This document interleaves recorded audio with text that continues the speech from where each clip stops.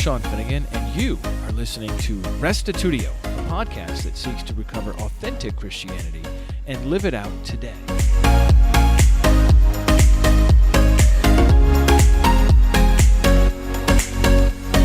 Many believe there is 400 years of silence between the Old and New Testaments. My guest today is Professor George Athas, Director of Research and Senior Lecturer in Hebrew, Old Testament, and Early Church History at Moore Theological College in Sydney, Australia. He's the author of Bridging the Testaments, which covers 4 major periods, including Persian, Hellenistic, Hasmonean, and Roman.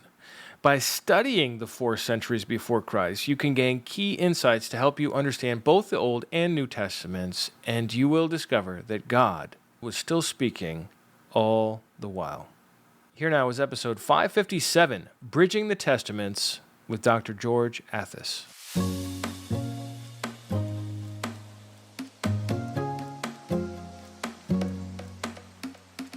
Welcome to Restitutio, Professor. Appreciate your time.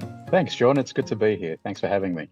Today we're talking about your book, Bridging the Testaments, and it covers what many refer to as the intertestamental period. Now, you don't care for that phrase, do you? No. Why don't you start by just explaining why you don't like that phrase? Yeah, I certainly don't. I feel almost dirty now that you've said it. It is a very common phrase, and it comes from this misperception, I would say, that there is a gap between the Old Testament and the New Testament, that there are 400 years of silence, prophetic silence, between the end of the Old Testament period and then the beginning of the New Testament period.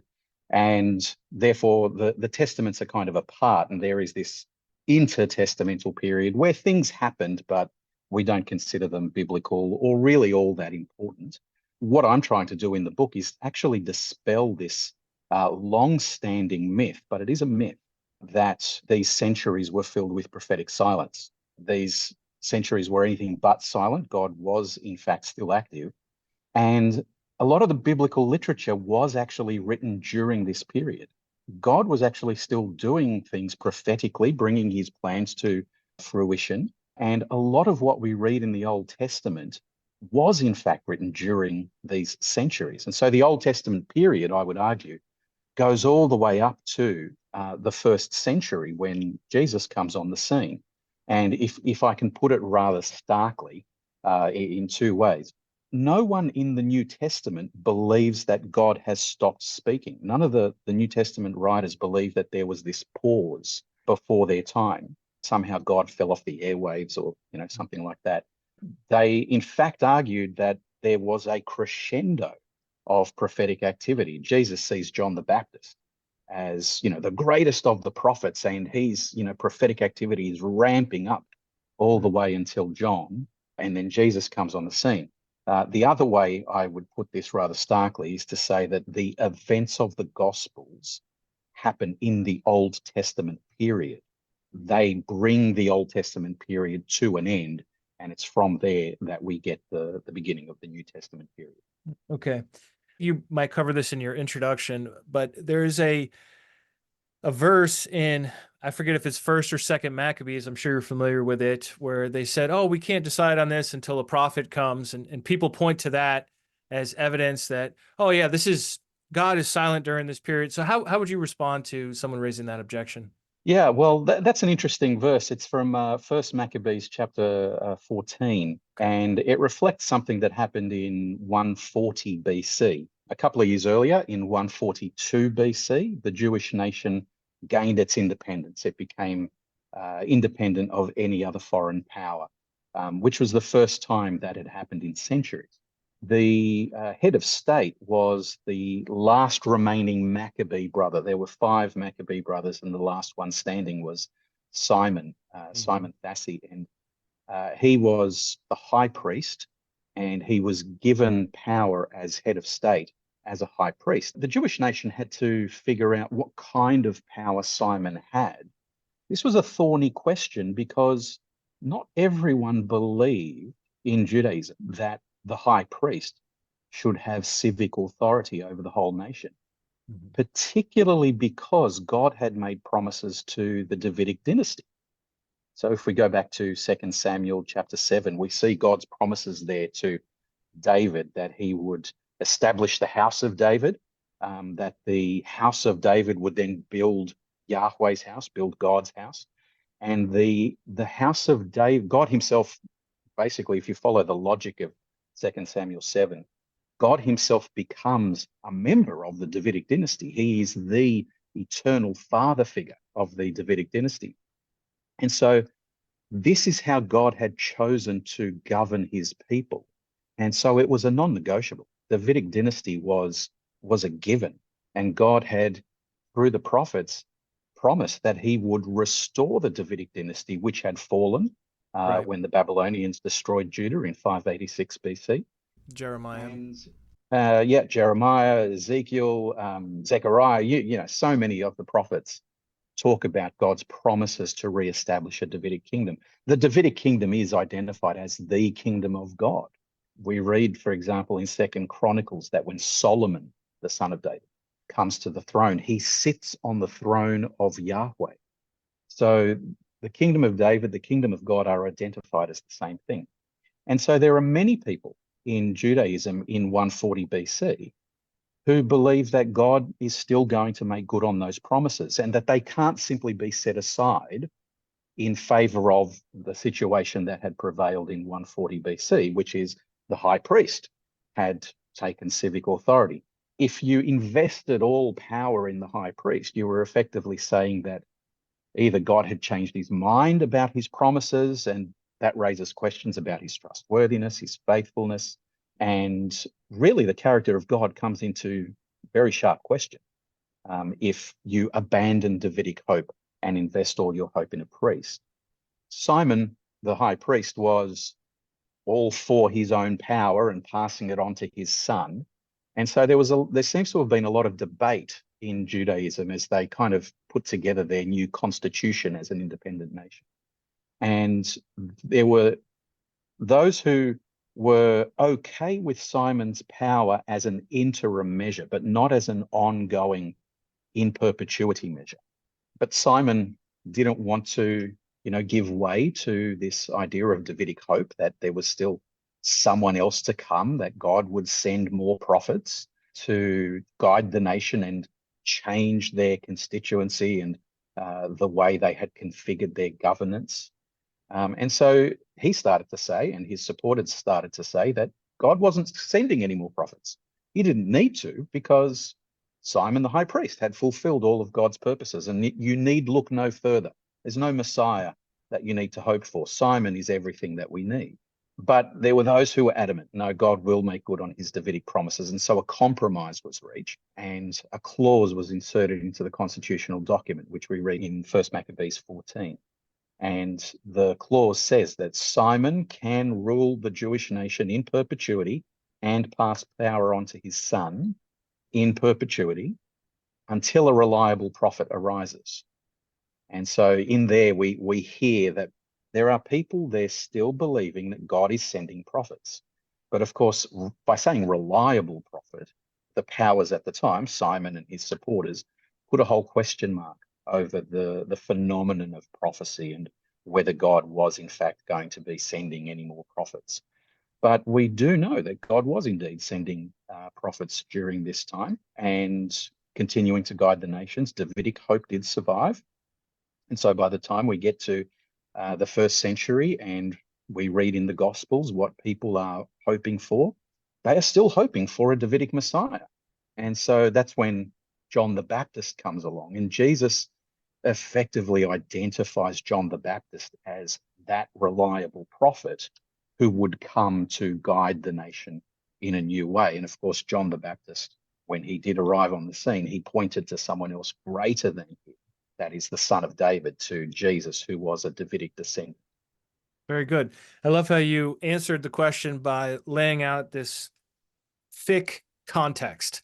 And that's really the benefit, I think, of studying history, is that it gives us context so that we can avoid the error of cherry picking and just Exactly. taking, Yes. a sound bite and then running with that in the wrong direction. You cover 4 main eras in the book. Before we get to those in any kind of depth, of course, our depth will be very limited in this conversation. I was just curious, what got you onto this? I mean, you're an Old Testament guy and Yeah. a church history guy. That's already weird. But now you're also in this Persian, Hellenistic, Hasmonean, and Roman periods. Yeah. What drew you there? Well, Old Testament is my home base in Okay. terms of teaching. So that's where my first love is. I love the Old Testament. Okay. I love the New Testament too. It's one of my favorite testaments as well. Uh, but I teach predominantly Old Testament courses here at Moore Theological College in Sydney. And I teach a course on the book of Zechariah to my fourth year students. So they're in their senior year, the last year of their degree. And the book of Zechariah, the prophet Zechariah himself is in the late 6th century BC. He's part of the pioneering community that has come back from exile in Babylon to Jerusalem to rebuild under the leadership of the Davidic descendant Zerubbabel. But arguably, the book of Zechariah isn't just simply about that period. It actually covers a lot of ground over the next 2 centuries, all the way down to about 300 BC. As I've been teaching this course for decades, and in interacting with my students, I realized that this period, the post-exilic period broadly, was a largely unknown period to my students. They didn't really Right. have Yeah. a very detailed understanding about what happened during these centuries, what were the theological developments that occurred. I'd be talking about things and trying to explain, and they would always ask me, what's the one source that we can go back to?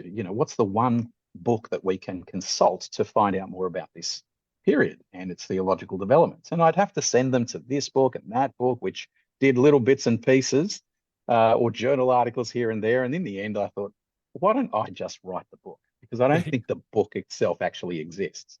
And so I wrote the book, and yeah, as you say, Honestly, it's a big book. It's crazy it didn't already exist, right? I mean, we have how many books about the Old Testament studies, Old Testament theology, Old Testament history, and about the New Testament, probably twice as many. And Yeah, true. what about that period in between? So Well, it that's all comes back to that idea that these centuries were largely silent, and so we don't really need to worry about them very much. yeah, which And is utterly unfortunately, false. I mean, if it your is book completely proves one false. thing, Yeah. it's that it wasn't silent during that period. Yeah, and the irony is that it starts off as an anti-messianic idea. God is not going to send any more prophets because we're not going to be waiting for a Messiah. Oh, And so it was anti-prophetic, anti-messianic, yeah, and it was peddled by those who were in power, who were just yeah, simply the protecting their Hasmoneans. own power. But ironically, as anti-messianic as it is, I still hear this idea from pulpits Oh that yeah, God stopped sending prophets. And I don't know why we as Christians keep peddling this anti-messianic idea, which when you look at the New Testament, no one in the early church thought that way at all. No one. right. Yeah. The culprit could be these chronological Bibles, or read the Bible in a year, and the the student who's reading the Bible, or just the churchgoer, gets to the end of Malachi in the Protestant ordering and flips to Matthew chapter 1, and just blithely assumes, oh well, there's nothing in between. So this is Yeah, kind of that's right. a canonical issue as well. The Roman Catholic canon does have the books of Maccabees, so they kind of avoid The that. Apocrypha. Yeah. Yeah, so that's kind of interesting. Well, let's back up to the Persian period, and Mhm. obviously you can't go into great detail about all the politics of the period, but I guess in a brief way, could you just answer the question? How does learning about this period, the Persian period, how does it help us understand the Bible better? It's a good question, Sean. The Persian period helps us to see that after the destruction of God's people, after they had lost their independence, been deported from their homeland, God was still wanting something to do with his covenant nation. He had every right to turn his back on them. There's nothing in the national covenant that obliges God to continue dealing with his people after they have been exiled. Exile is the big punishment under the covenant, and it spells the death of covenantal relationship. And the prophet Ezekiel picks that up. He pictures the restoration of the nation as a resurrection, that the valley of dry bones come together and form these actual bodies of flesh and blood that come to life once again. The nation has to be resuscitated, resurrected. And that's what God did in the post-exilic period, which is largely, or at least it begins with the Persian period. And the Persians were, in the first place, a very unexpected arrival in the ancient Near East. I use the line, nobody expects the Persian Empire, because they weren't a traditional superpower at all. And so they took down the Babylonian Empire, but no one thought that they'd stay. But they do manage to establish what I would call the first world empire, not just simply a regional empire, but a world empire that stretched across a vast amount of territory. And in doing so, and having one sovereign over that entire world empire, they brought a whole lot of people groups with various ways of thinking together under one governance structure. And so it became much easier to start exchanging ideas and to think in new ways. And so the Persians, who were kind of monotheistic, more or less, their way of thinking about their god, Ahura Mazda, as he was known, provided some good categories for Judeans to think about their own God and what they believed about their own God, and to affirm monotheism, the one God who is over all the nations, in a very similar way to the way that the Persian king was over all these nations. And so we see monotheism really start to gain traction, to flourish, to be assumed rather than just, you have to make an argument that there's only one God. They start to just assume there is only one God, and that is the God of Israel. That is the Judeans and Sumerians, their cousins in the north, the descendants of the northern kingdom of Israel. They all become, fiercely monotheistic. And so the other thing that the Persians do is they are, generally speaking, quite well disposed towards the Judeans, because the way the Judeans thought about their god Yahweh was very similar to the way that Persians thought about their god Ahura Mazda. And so the Judeans were able to flourish, but of course the Persians weren't about to give them their independence. And so there is this tension that arises in the Persian era about God raising the Persians up to enable his people to return and start to rebuild and work towards the fulfillment of God's promises, which ultimately is the re-establishment of a Davidic kingdom. But then the Persians become a problem in that, because a Davidic kingdom by necessity has to be independent. You can't have Persian overlords of a Davidic kingdom. It just doesn't make sense. God himself, being a member of the Davidic dynasty, can't be subservient to a foreign human king. So there's this interesting tension that arises. But one of the things that the Persians do is they are very centralized in terms of how they have power. All power is invested in the king, and the religion is centralized. And so this enables Judaism to become a very centralized religion. And this also creates a massive rivalry between the Judeans who are based in Jerusalem and the temple in Jerusalem. We need to remember the temple in Jerusalem is not just simply a place of worship. It's also a political monument to the Davidic dynasty, because only the Davidic king can build the temple. And so that's why Zerubbabel, who is the direct Davidic descendant, that's why he is the one who begins to rebuild the temple. There's this incongruence throughout the Persian period that they managed to rebuild the temple, which is a testament to God's commitment to David, and yet they don't have a Davidic king. They never get a Davidic king. Right. They have a Persian foreign king. But then the other half of the Israelite nation, the Sumerians, the descendants of the northern kingdom of Israel, they build a rival temple to God at a site called Mount Gerizim in the mountains of Samaria, central Samaria. And so there's this fierce rivalry between the two communities. And while the biblical literature never specifically mentions the temple on Mount Gerizim, it actually, once you know what's going on with the temple in Mount Gerizim, you actually see the biblical authors go out of their way to avoid mentioning the temple on Mount Gerizim. The way I like to put it is they aim to deliberately cast darkness on the temple on Mount Gerizim. They're not in denial that it's there. They just specifically want to cast darkness on it. And so there is this ongoing rivalry between Judeans in the south, Samaritans in the north, about who gets to define what it means to be Israel. And that kind of reaches a critical point in about 350 BC. And I would argue that part of Zechariah and all of the book of Malachi are about this. There is an attempt to reunite the Israelite nation. There was a short period when the Persians lost control of the region of Judah and Samaria, and everyone was declaring their independence. And so there was an attempt to reunify Israel, north and south, Judah and Samaria. And they even had the Edomites in on the deal as well, which is completely anathema to Malachi. But it was going to be a unified Israel under Sumerian leadership, which would deny Jerusalem, deny the Davidic promises, because the Sumerians, they have absolutely no regard for Davidic promises, a Davidic dynasty. They're not waiting for a Davidic Messiah at all. And yet they're the ones who are pushing this unification. Ultimately, it fails, but it shows you that there is this battle for who is going to define Israel. And if you get to define Israel, you get to define its theology and what it says about God.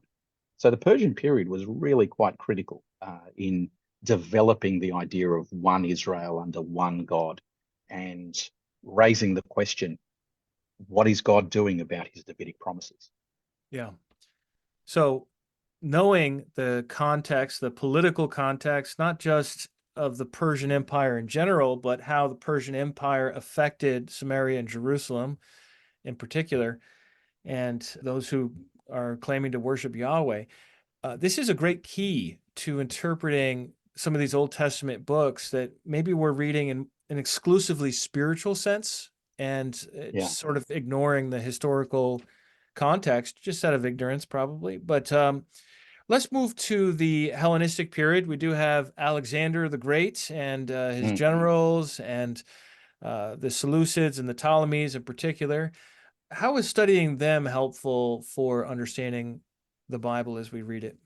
I have a Greek heritage myself, so this is now warming the cockles of my heart to discuss this. So even though the Greeks get rather bad press in the Bible, and for good reason, theologically, there's a common misconception that Alexander the Great brings Greek influence to the Middle East, the ancient Near East. But the Greek influence began well before Alexander. I would say he's the one who really completes it rather than begins it, because there were Greeks within the Persian Empire.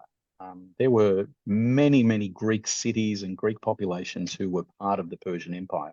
And so they were exchanging ideas. And, the Greeks were the ones who were doing philosophy and drama, theatre, and the sport and training of the gymnasium with its education aspect. And so those kinds of ideas and practices that we see from Greek philosophers and Greek leaders, they are already starting to influence the Judeans and Samaritans. Persia in the late 300s BC, the mid to late 300s BC, their control over their very vast empire is starting to become very brittle.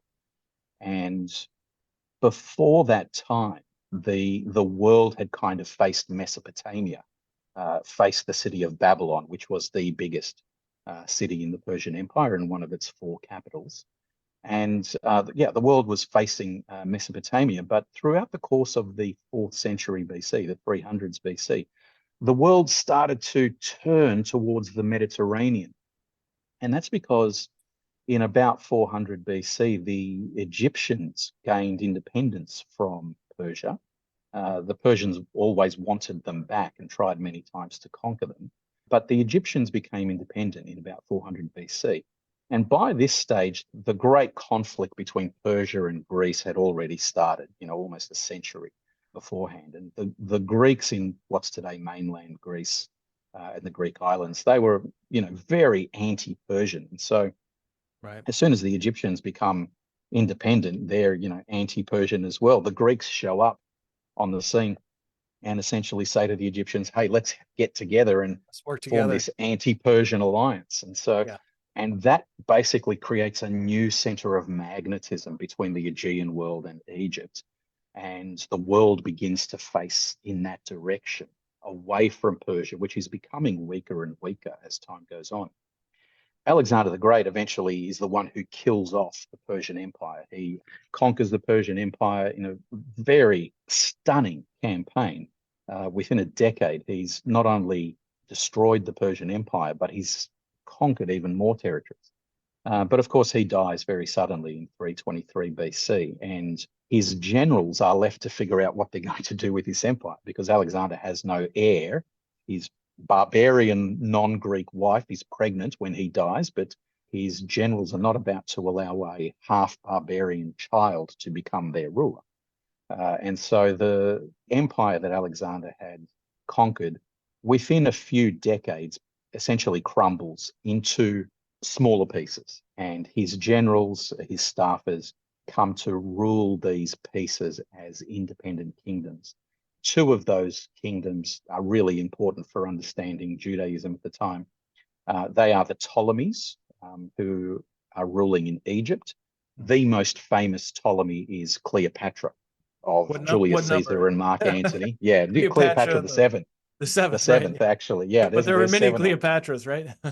Yes, there are. That's Many right. Ptolemies. Yeah, so the Ptolemies are a Greek dynasty that are ruling Egypt. And so Greek culture, Greek thinking, Greek education, ideas, religion, research, they are booming, especially in the city of Alexandria, which Alexander founded.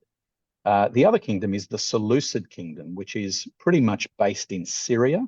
Again, a Greek dynasty that is ruling this territory of Syria, and Judah, or Judea as the Greeks call it. Judea and Samaria are essentially the rope in a tug of war between the Ptolemies and the Seleucids. Okay. You can read all about this in Daniel's last vision, Daniel 10 to 12. And there is constant warfare. Just in the 4th century BC, sovereignty over Jerusalem changed 10 times, and that's just one century. Wow. And then in the following century, following couple of centuries, the Ptolemies and Seleucids fought. It depends how you count them, but they fought probably 7 wars over who owns Judea and Samaria, amongst other territories. The Greeks are really important because they bring their philosophical way of thinking to Judaism. And Judaism looks at these ideas and is able to adapt them to their ways of thinking about their own religion. I think the most influential aspect of that was Platonic philosophy. So the philosopher Plato, who lived in the 300s BC, his philosophical school of thought was very influential in Judaism, and Judaism adopted his way of thinking but adapted it. They adopted it and adapted it to a specifically Jewish way of thinking. And they developed what we would call apocalyptic thinking. This idea that what we see in the world, the mundane world in which we all live, it's not all there is. There's a spiritual reality behind the physical world that we know. And it's the spiritual world that's actually more real than this physical world, and it governs what happens in this physical world. That way of thinking influences Judaism for centuries thereafter. It becomes a standard way of thinking. When we get to the New Testament, every New Testament writer thinks in this way. They've adapted these categories, and this is how they view the world. Jesus himself uses this apocalyptic way of thinking. When, for example, just to pick one example, in the Lord's Prayer, he says, "Your will be done on earth as it is in heaven." So on earth, in this mundane physical world, may your will be done as it is in heaven, in the spiritual world. And so that there's an alignment between the spiritual world and the physical world so that God's will may be achieved. And of course, in the Gospels in the 1st century, Jesus is addressing people, and with the Lord's Prayer, his disciples, who are earnestly expecting the fulfillment of God's purposes in a Davidic kingdom. And they've put all their hope in Jesus as the Davidic descendant who will bring about this kingdom. So the Greeks were highly influential. And some of the events that are in this Hellenistic period, as we call it, they're mentioned in the Old Testament. But because we think this period is very silent, we fail to see that. We think that the biblical literature must be referring to stuff that's much earlier. But no, there's a lot of biblical literature that is about things that are happening in the Hellenistic era. One of the, I think, most important events that happens in the Hellenistic era, which is discussed in the prophetic books, mainly in the book of Zechariah, but also we see some allusions in the book of Isaiah. Ptolemy I besieged Jerusalem in 301 BC. He captured the city, got sovereignty over Judea in this way. But he then deported a whole lot of Jews down to Alexandria. This is how the Jewish community in Alexandria begins and very quickly becomes the biggest Jewish community in the world at the time. And so effectively, there's another exile.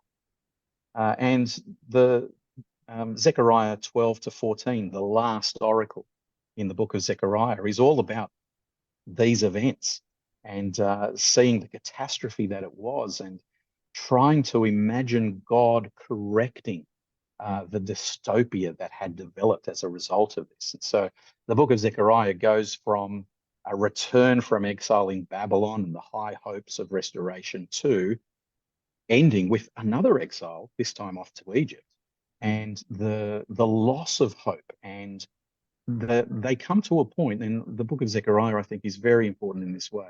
They don't know how God is going to achieve his purposes.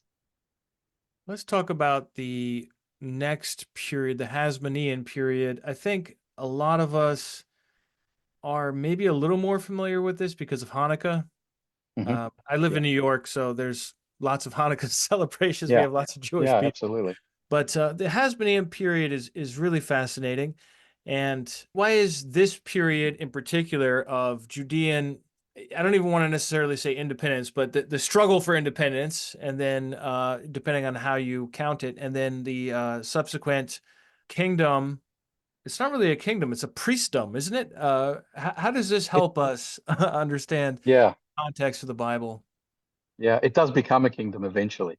Yeah, it's a very interesting period because Greek religion is in contrast to the Persians. The Greeks and their religion were very decentralized. The Greeks were never a united people. They were made up of all these various city-states, which were constantly at war with each other. You know, Athens and Sparta are perhaps the most famous of them, but there were so many Greek city-states warring with each other. And religion was decentralized. There was no sense that all Greeks had to worship at one place at one time in one way with one priest. Anyone could be a priest, and you could worship in whatever way was acceptable to the gods. It was very decentralized. And so as Greek influence came to Judea, the idea of decentralization it's interesting how that idea starts to blend with Judaism, which is highly centralized. Judaism must have one leader at this particular time. Under the Seleucids, the Greek dynasty that ruled Syria, they initially were very good towards the Jews once they had conquered the area off the Ptolemies. They gave the Jews a lot of latitude. This is 198 BC onwards. And with that latitude, Jews started to ask the question, well, what is Israel? What does it mean to be a Jew and to be worshipping God in Jerusalem? Who gets to define that? And so there were a lot of different groups that arose. This is the period in which we see the rise of such groups as the Sadducees, who are essentially a priestly group. We see the rise of the Essenes, who eventually are the sect that settle at Qumran, and we have the Dead Sea Scrolls from them, and the Pharisees as well. They are a group that start to become prominent at this particular time. And so there's this tension about who gets to define Judaism. Is it the ultra-conservatives like the Pharisees? Is it the mild conservatives, kind of the Essenes, or is it the Sadducees at the time were kind of conservative as well? By the time we get to the New Testament, they're actually very progressive and liberal. There are also a lot of Hellenizers, as they're called, people who are very willing to embrace Greek ideals in all their vastness. And so, for example, they start to identify their own god Yahweh with the Greek god Zeus. Right. And Syncretism. that has theological implications about, how can the character of Zeus, who, when you read Greek mythology, this god is, there's Behaves. not a lot to, yeah, there's not a lot that's morally impressive about it.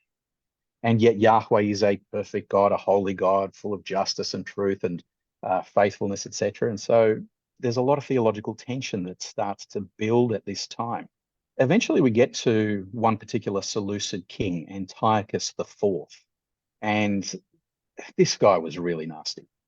He was a megalomaniac. He had big tickets on himself. He wanted to conquer Egypt and join it to his kingdom and outdo Alexander and take on the Romans and all this kind of stuff. And eventually he intervened. He needs a lot of money to do this. And so he eventually tries to get his hands on the money that's in the temple in Jerusalem. The liberal Jews are the ones who are at the time in power. The Seleucids really favor them. And by giving them more and more power, they effectively decide that it's the liberal progressive factions in Judaism that will have the right to define Judaism. When we look at what those particular leaders were doing, especially people like the high priest himself, Menelaus, they are selling out to Greek culture and Oh, religion. yeah. They are, Menelaus is very happy to send donations to worshipping the god Hercules and the demigod Hercules and all this kind of thing. And that causes an absolute outrage in Judaism. Eventually, the things reach a head, breaking point in 167 BC, and there is a massacre of people in Jerusalem that Antiochus instigates. And the conservatives and ultra conservatives flee Jerusalem at this point, 167 BC. Some of those who fled were a group of five brothers and their father. We know them as the Hasmonean family. And they start to build a kind of very small time guerrilla warfare style resistance movement, which they eventually call the Maccabees. And they're called the Maccabees after the code name of one of the five brothers, Judas Maccabee. In Hebrew, the word Maccabee means hammer. And so Judas's code name, yeah, exactly. Judas's code, they all had code names, very cool code names. But Judas was the hammer. He was the military brains of the operation. And so all the resistance fighters from then on were called Maccabees. And they are surprisingly successful. They know how to take the Seleucids down, but they also take down the liberal Jews as well. They put them in the same basket as the Gentile Greeks, the Seleucids. The Seleucid authorities, though, eventually realize they need to stamp out the Maccabees. And so they send, a massive force to put them down. And they're lining up for a battle in November 164 BC. And the Maccabees have no hope of winning this battle. It is very clear that they are going to lose this battle and their resistance movement will be snuffed out. Right. And Judea will continue to be ruled by or governed by liberal people who are very much in favor of Greek ideals. But just before the battle occurs, the Seleucid commander receives news that the Seleucid king, Antiochus IV, has died in another country on the edge of the Seleucid Empire. And in order to secure the succession of the throne, he abandons the war and he ends up going back to the Seleucid capital in Antioch. And suddenly the Maccabees, They're they uncontested. see this as, they see this as a victory, instigated by divine intervention. And so they march on Jerusalem. They capture part of Jerusalem. They can't capture all of it. For the next 20 or so years, Jerusalem is largely a divided city. There's still a Seleucid garrison there in the city holding out. the resistance movement, again, it kind of ebbs and flows. It, gains momentum and then it takes a step back. And Judas Maccabeus himself in 160 BC, he's killed in battle, and that looks like the absolute end of the movement. But his two remaining brothers, Jonathan and Simon, they are able to take up the mantle. And at this point, the Seleucid kingdom starts to descend into civil war as people are trying to gain the throne. And Jonathan, one of the surviving Maccabee brothers, he's able to play off the different claimants to the Seleucid throne, play them off each other to gain concessions for himself and for the Jews. Before we know it, the Jews are on the verge of independence, having an independent kingdom. Jonathan is ultimately betrayed by a Seleucid and he's murdered in 143 BC. But the following year, his brother Simon, the last Maccabee brother, gains independence for the Jewish nation. And he becomes the ruler of the Jewish nation, but not as a king, rather as a high priest. Yeah. And so we're back to, the first question that you asked about, forming a constitution. People are now having to ask the question, what kind of power should our ruler have if especially we are waiting for a Davidic king to arrive? What are our prophets going to tell us? There's no sense that God had stopped speaking. It's from this point onwards that those who are in power, they now start to suggest, no, God has stopped speaking. He's not sending any more prophets. We've reached the fulfillment of God's purposes for Israel. We are now effectively a kingdom of priests, or rather the kingdom of a high priest who is head of state. And so there's this tension that starts to build between those who, largely ordinary folk, lay people, who are still hoping for a Davidic kingdom, and those who now occupy the corridors of power, who are saying, Simon as a high priest, that's all we need. And so Judaism starts to develop as a hierarchy, a nation that is ruled by a priest, but you've got a large portion of society waiting for a Davidic king to arrive. A couple of generations later, Simon's dynasty, Aristobulus, who is Simon's grandson, declares himself king of the Jews. And so what we see at this point is the Hasmoneans who had the Hasmonean family, the Maccabees, who had been so against the establishment of Greek ideals within Judaism and fighting against the Seleucids, they have now effectively become a Hellenistic kingdom themselves. Right. And you can tell by the names, right? Yeah, exactly. Well, yeah, the Greek names had crept in much earlier, but before long, there's a king named Alexander ruling over the Jews. That's right. Yeah, Aristobulus's brother, Alexander Jannaeus. He has two names. He has a Greek name and he has an Aramaic name. So he's known, to Jews as King Jonathan. Jannaeus is kind of a short Aramaic form of the name Jonathan. And to the rest of the world, the Greek world, he's King Alexander. We see there the blending of Greek ideals and Jewish ideals in the people of the Hasmonean dynasty. And they hold power up until the time that the Romans come on the scene, which is in 63 BC. With Pompey. Everything that's going on in Judea is embroiled with other events and currents that are happening in the rest of the Mediterranean world. And that's one of the things I try to capture in the book, in Bridging the Testaments, that you have to know what's going on in the wider Greco-Roman world to understand what's going on within Judaism. And if you don't, you kind of miss the significance of what is going on in Judaism. And when we miss that significance, we're missing out on so much when we come to the Gospels. So, for example, just the statement in the Constitution that the Simon the high priest can rule until there is a reliable prophet. Well, that's John the Baptist. And if you don't know that clause had gotten into the Constitution, you'd know John the Baptist is important, but you wouldn't realize just how important it is and why he was deemed such a threat to those who were in power, to the chief priests who ruled the temple, to Herod Antipas who ruled Galilee and Perea. And it also explains why Jesus has a showdown with the priests during the last week of his ministry. He rides into Jerusalem. He's acclaimed son of David. He goes into the temple, which is run by the priests, and says, tear this place down. I'll build a new temple. He overturns the tables of the money changers. And the next day, the priests are there asking him, by whose authority are you doing these things? And Jesus very cleverly doesn't just give them a straight answer. And he doesn't just simply pose this interesting, curious academic riddle. It's not just a riddle. Yeah. Yeah, he says, well, you tell me, by whose authority did John the Baptist say what he said? Remembering that actually John the Baptist is the prophet, the reliable prophet who would come to point the nation in a new direction. And at this point, the priests themselves, if they say John the Baptist is a prophet, they have to say, well, okay, we've got to give up our own power and we'll hand it over to you, Jesus.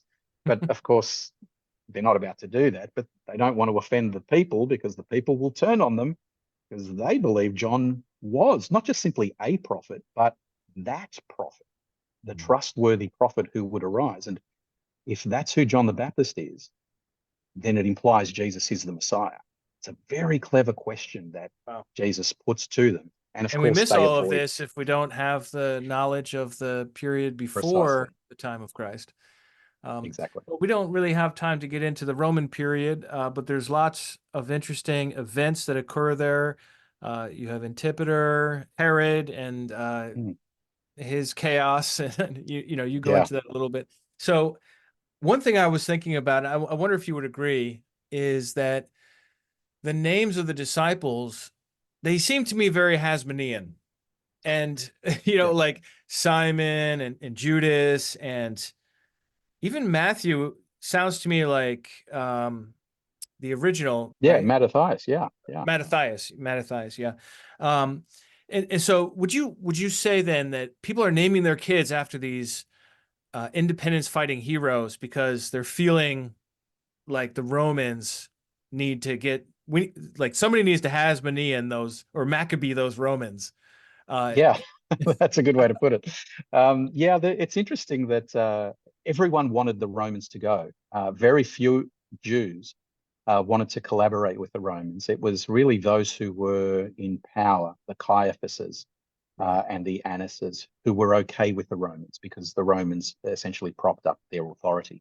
But the average Jew wanted the Romans to go. And when we look at how the Romans gained sovereignty over the Jews in Judea and Galilee really suffered quite significantly. The Romans initially were friends of the Jews, but once they gained sovereignty, things changed quite dramatically.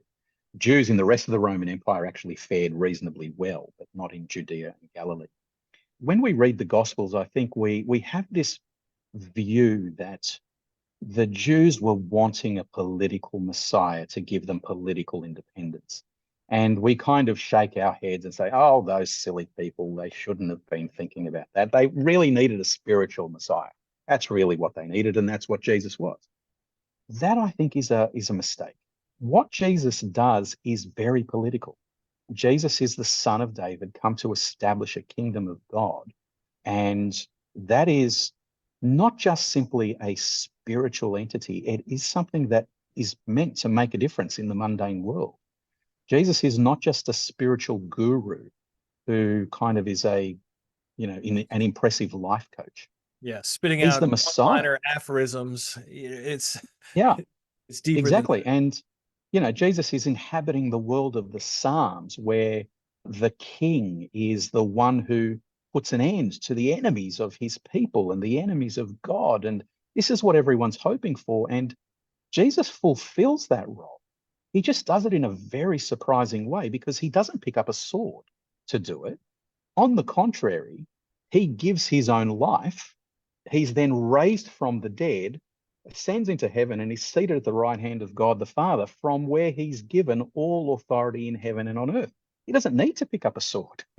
So Jesus does become the king The enthroned Messiah. who yeah, that's right. The summary of the gospel message is Jesus is Lord. The other flip side of that is Caesar is not Lord. You can treat Caesar in a particular way, but he is not Lord. Jesus is Lord. And this is the message that is going to transform the world. And so the disciples, their names, they're living in a Greco-Roman world. Some of them are from Greek cities. So Peter, Simon Peter. Simon has a Hebrew name, Simon, Shimon.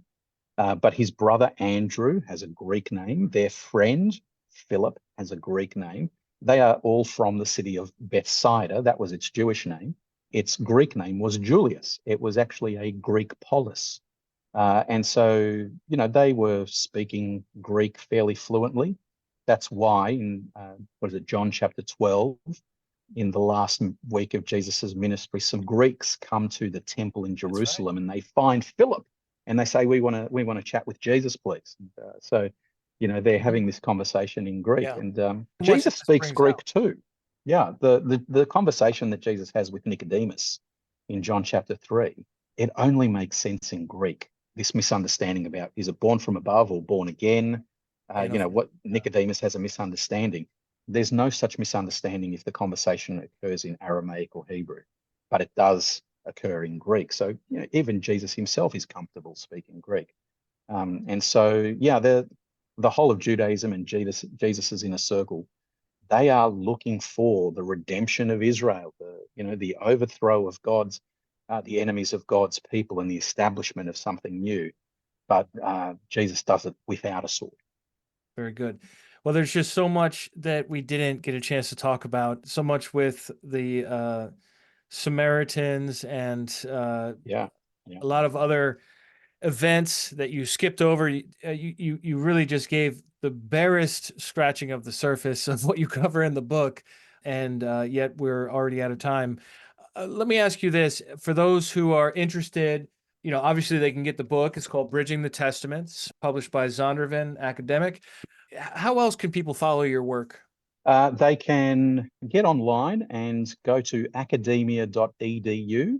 If you search my name there at academia.edu, you'll find a lot of my other publications and research there. That's probably the best way to do it. Okay, very good. Anything else final concluding thoughts you have before we say goodbye? Yeah, I want to encourage people just to put to bed finally this idea that there were 4 centuries of silence. It's unbiblical. Please stop peddling this from the pulpits. Grab my book. I'd love you to read my book and see the evidence for that, and also just the richness of the Old Testament. Once that idea is put aside, it actually frees us to understand the Old Testament in a far deeper, far better way. And that sets us up to understand the Gospels in a much deeper way as well. So I commend the book to your viewers. Very good. Well, thanks so much for speaking with me today. Thanks, Sean. Thanks for having me.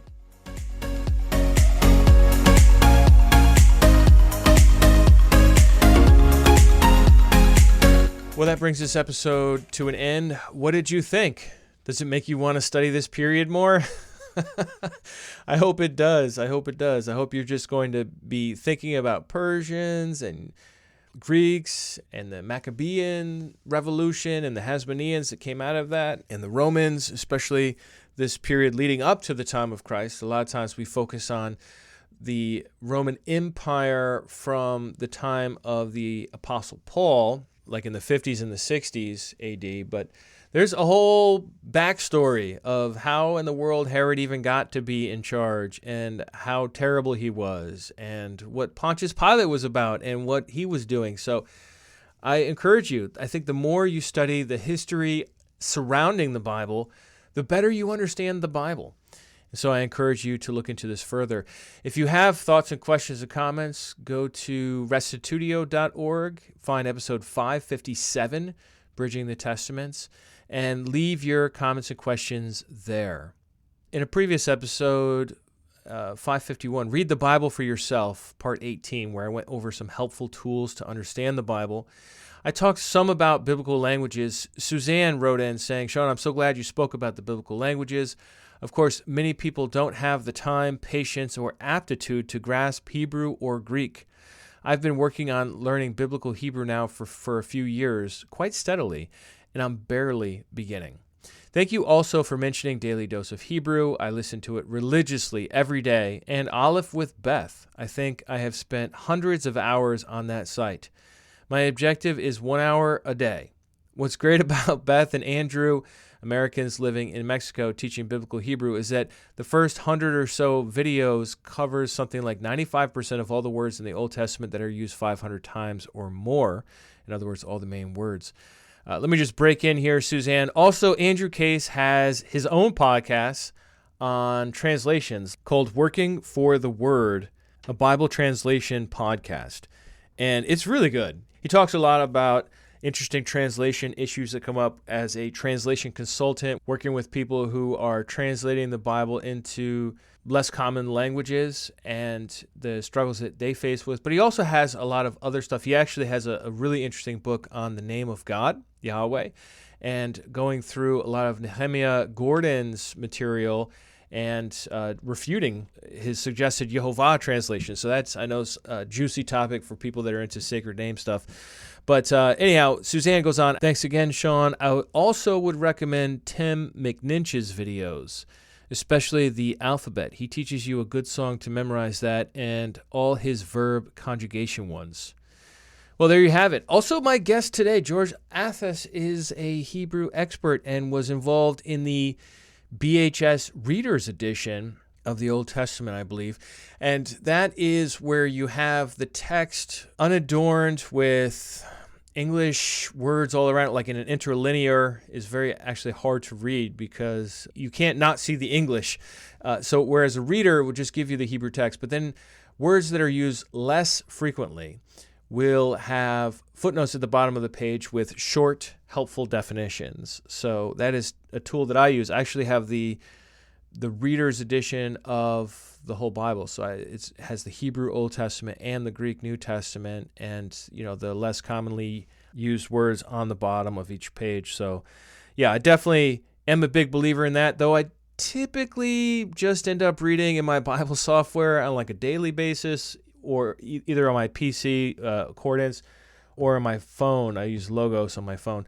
So however you're going to do it, if you're into the languages, I highly recommend it. History really helps us understand the Bible. Studying the biblical languages really helps us understand the Bible. And all of this is in an effort to restore authentic Christianity and live it out today. So thanks, everybody, for listening to the end. May God bless you as you continue to seek and dig out the treasures of truth contained in the Scriptures. That's going to be it for this week. If you'd like to support this ministry, you can do that at restitutio.org. We'll catch you next week. And remember, the truth has nothing to fear.